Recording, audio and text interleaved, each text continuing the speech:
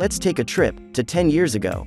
It was 2011 when BMW decided that their M division should turn its attention to the humble 1 Series. And in incredible BMW fashion, the result was a fantastic sports coupe which arrived in 2011 and it was instantly sold out in most markets.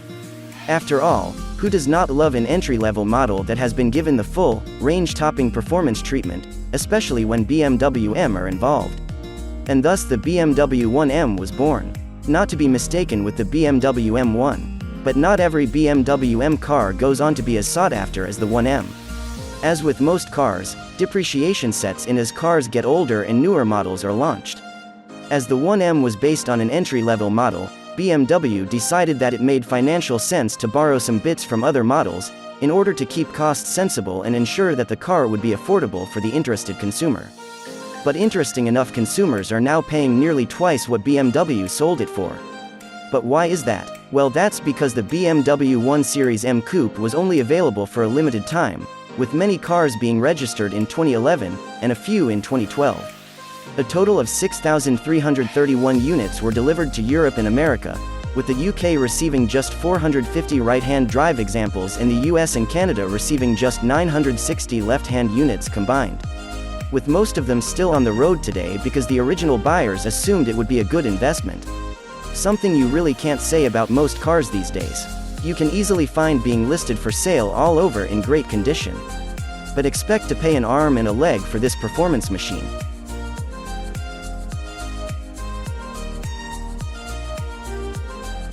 Let's talk performance. This is BMW M, so they know a thing or two about creating a performance car masterpiece. However, the 1M wasn't developed from the ground up. The BMW 1M is powered by the borrowed twin-turbocharged 3.0-liter i6 engine from the Z4.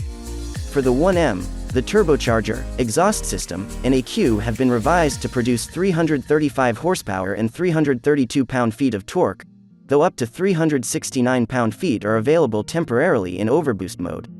Redline is found at 7,000 revolutions per minute.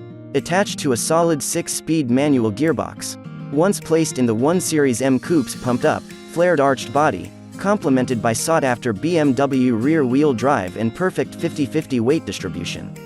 Well, it was quite the recipe. It also had a limited slip differential borrowed from the E92 BMW M3, ensuring all the grunt could be utilized and of course aid the 1M's handling too.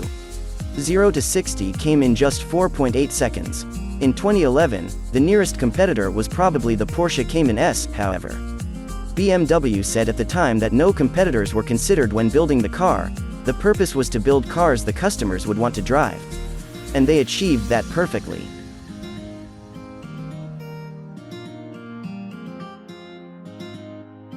Despite the BMW 1M being dubbed a part bin special to some, along with it being based on an entry-level BMW, amongst other details which could be seen as negative, it has not affected this baby M car at all. With values staying strong, the 1M has captured the hearts of driving enthusiasts everywhere.